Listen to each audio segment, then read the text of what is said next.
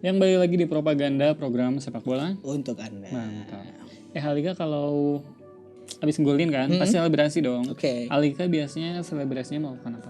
Kalau saya kan sebenarnya posisinya kiper ya, jadi jarang mencetak gol. Tapi kalau sekalinya saya mencetak gol, Betul. saya sujud syukur. Sujud.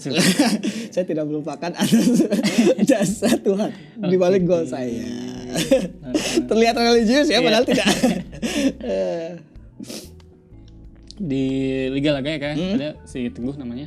Dia ngebahas soal bagaimana perayaan gol ini sempat ada perkembangan tapi makin sini kok terkesan dikekang. Wah, selebrasi gol ya. Dan sebenarnya kalau di KBBI nggak ada tuh selebrasi. Jadi saya biasanya kalau nulis tuh nggak selebrasi tapi perayaan gol gitu. Tapi ya udah lah ya karena kita semua tahu lah ya selebrasi itu maksudnya itu.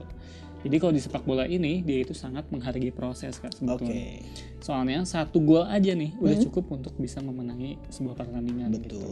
Ini beda sama basket yang mencetak banyak skor atau badminton yang mencetak banyak poin. Makanya tidak jarang ada perayaan kalau mereka gitu. Betul, kan biasanya kalau misalkan badminton kemarin ya pukul masuk nggak mungkin dia selebrasi. Iya, udah keburu mulai lagi itu pertandingannya.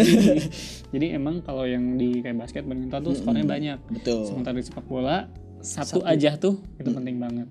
Itu tuh makanya kenapa proses di sepak bola itu penting Kak. Dan ini beda lagi sama catur ya Kak. Biasanya kan kalau menang dia cuma salaman doang. Respect karena udah ngantuk biasanya. Iya, udah bener-bener kepengen selebrasi dia pengennya pulang. Nah, si perkembangan perayaan atau selebrasi gol tadi sebenarnya juga ada prosesnya. Selebrasi itu pada akhir 1950-an sebenarnya terhitung monoton. Jadi tidak banyak yang bisa dilakukan sama pemain gitu. Nah, itu tuh biasanya keadaan spontan si pemain yang bukan dong. Saya kaget loh di sana.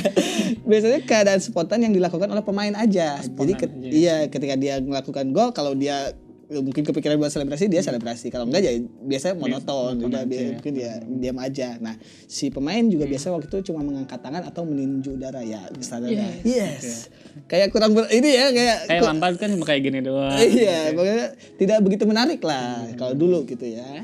Nah kenapa mulai berubah di 50-an salah satunya karena siaran TV yang dimulai pada Piala Dunia 1954. Jadi sejak Piala Dunia itu banyak negara yang menyiarkan sepak bola di televisi. Jadi tontonan. Dan sejak saat itu ya jadi kesorot, orang-orang banyak tahu mungkin kayak gitu.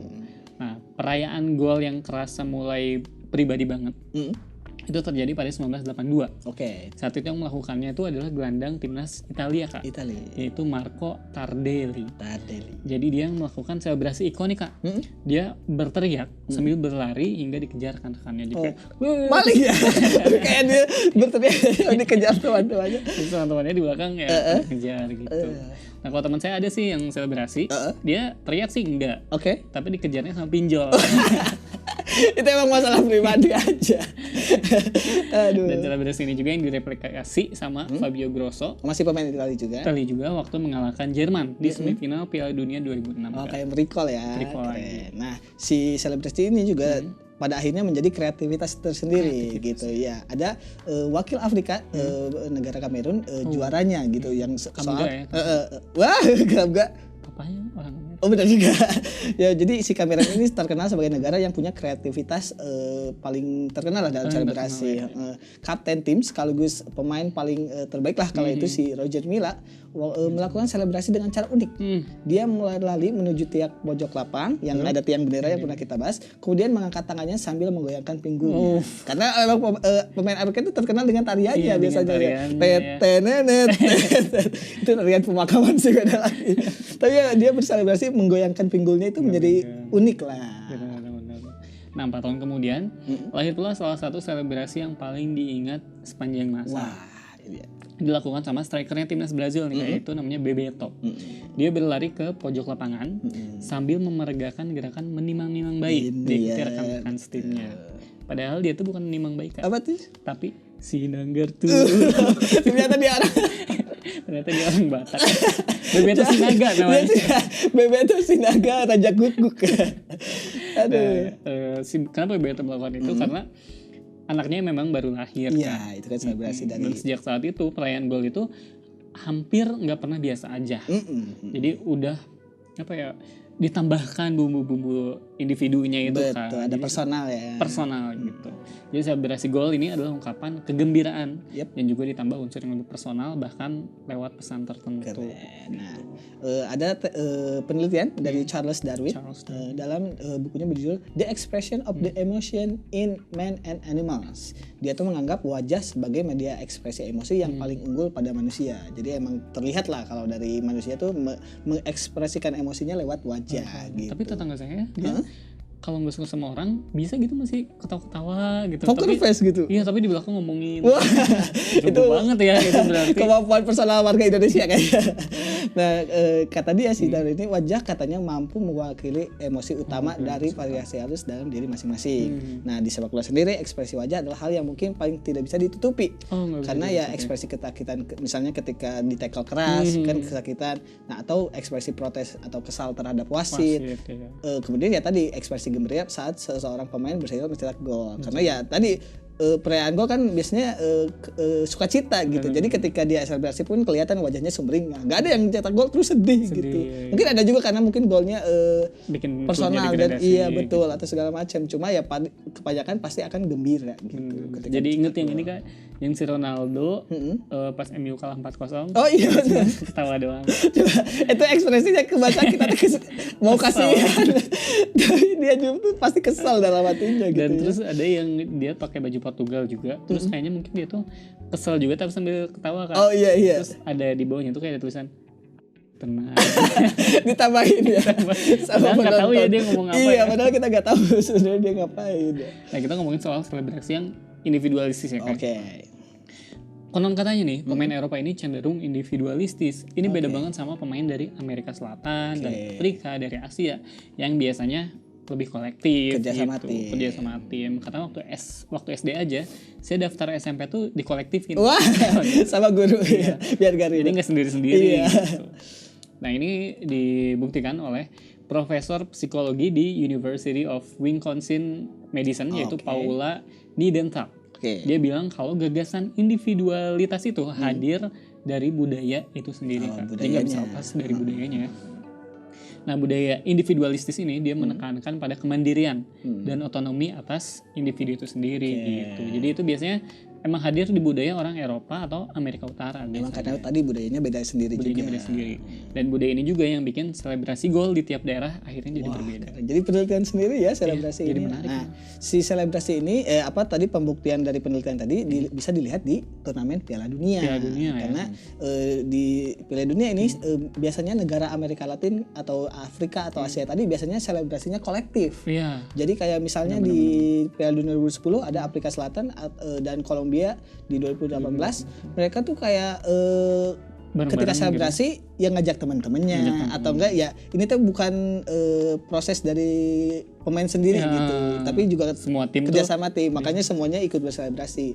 Nah sementara dari tim yang asalnya dari Eropa atau lama main di Eropa tuh cenderung individualistis. Jadi kayak temennya aja biasanya ngebiarin dia selebrasi sendiri dan dianya asik sendiri malah si selebrasi ini juga kerap dijadikan patung tersendiri gitu. Jadi karena emang momen dia aja gitu padahal bisa jadi kan gol itu tercipta dari kolektivitas tim gitu. Ngomong-ngomong pemain yang lama main di Eropa ya bener juga sih Kak. Kayak Son Heung-min ya. Dia kan Asia sebenarnya di Eropa. Dan selebrasi golnya itu motret. Iya. Bukan motret teman-temannya, motret penonton. Iya. Kayak dia tuh jadi kayak panggung dia sendiri aja buat dia gitu. Sendiri. Nah, yang kayak yang di awal tadi dibilang bahwa Stego ini bilang bahwa selebrasi gol ini mulai dibatasi nih Kak. Sekarang ya. Sekarang tuh. Jadi Badan Sepak Bola Internasional yang mengurus aturan sepak bola yaitu IFAB, dia itu membatasi perayaan gol. Yang paling kerasa ini waktu nggak boleh buka jersey Kak. Iya, dulu mah bebas kan? Dulu mah bebas, mau buka jersey, mau buka ayam geprek. Tiba-tiba dia buka toko gitu. Gak bisa dong. Jadi itu tuh berlaku sejak 2004 Kak. Jadi kalau lepas jersey langsung kartu kuning. Dan di Laws of the Game ini melarang perayaan yang berlebihan. Tapi nggak dikasih tahu nih berlebihan itu kayak gimana batasannya tuh apa? Contohnya nih di Laws of the Game dia itu menyarankan untuk jangan selebrasi yang membuat koreografi gitu. Kayak misalkan ngundang Ari Tulang. Tiba-tiba dia jadi latihan dance gitu. Jadi kayak wota gitu. Hoi. Kayak wota gitu kayaknya itu nggak boleh. Terus nggak boleh juga perayaan gol yang memboroskan waktu gitu, malam-main. Bahkan ya selebrasi dengan menghampiri penonton aja itu tuh nggak boleh sebenarnya, manjat pagar pembatas itu nggak boleh, keluar dari lapangan tuh nggak boleh. Dan juga kalau isyarat provokatif mah wajar ya, nggak boleh gitu, misalkan pakai tangan gitu-gitulah. Dan menutupi wajah dengan topeng itu juga bisa mendapatkan peringatan. Mungkin pesannya bisa beda ya. Nah, emang si pembatasan tadi jadi kesannya tuh mengekang para pemain itu sendiri karena waktu itu Cavani, Edinson Cavani pernah di kartu kuning karena selebrasinya yang meniru selebrasi Gabriel Batistuta. Waktu itu selebrasinya adalah menodongkan senapan laras panjang. Jadi kayak gini lah. Kalau dulu mungkin Batistuta lepas dari apapun karena mungkin ya situasi atau kondisinya berbeda gitu. Kalau sekarang di dunia sekarang mungkin dengan segala kericuan yang ada, Cavani ini selebrasi tadi akan masuk ke dalam kategori provokatif mungkin, atau ya pesannya bisa jadi diterima beda gitu. Makanya wasit beranggapan si selebrasi Cavani ini berlebihan dan tidak memberikan contoh yang mendidik lah bagi para pemain lain atau penonton gitu. Kan itu waktu itu wasitnya bilang itu tuh selebrasi yang syarat kekerasan ya. Padahal sebenarnya selebrasi yang syarat kekerasan tuh kan dia selebrasi aduk semen terus diem. Bukan dong. Wah itu kekerasan dong. Keras itu pasti. Sejam tuh keras dia. Bukan dong. Kekerasan ini kriminal dong. Contoh ini tuh ada Mario Balotelli kan. Selebrasi paling ikoniknya dia buka kayak gini kan. Setengah ada tulisan Why always me setelah mencetak gol ke gawang David De Gea. Tapi dia dapat kartu kuning Kak. Karena dianggap berlebihan itu tadi. Padahal biasa aja kan. Padahal biasa aja dan nggak ada pesan apapun. Tidak rasial, tidak menghasut, bahkan tidak menyerang publik secara langsung. Makanya emang agak bias ya. Bias jadinya benar. Nah, si Teguh tadi juga nih menganggap sepak bola itu mulai kehilangan kreativitasnya pada akhirnya karena ya tadi aturan itu dibuat untuk mengatur sepak bola jadi lebih baik. Tetapi ada hal-hal yang cenderung bias pada akhirnya. Lama-lama ya segala jenis selebrasi bisa jadi dilarang sekarang karena ya tadi menimang bayi juga mungkin gak menghormati orang yang gak punya bayi. Yang child free ya. Yang child free. Jadi ya bisa jadi bahaya gitu diserang SJW pada akhirnya. Nah, padahal ya pada akhirnya harta berharga di sepak bola ya selebrasi itu sendiri. Bukan itu keluarga dong.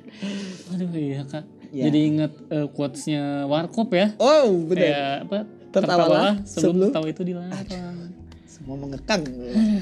Ya menarik banget ya bahasan soal selebrasi mulai dari sejarahnya sampai terkesan mengekang sekarang ya. Jadi mana-mana tetap di propaganda program sepak bola untuk Anda. Mantap.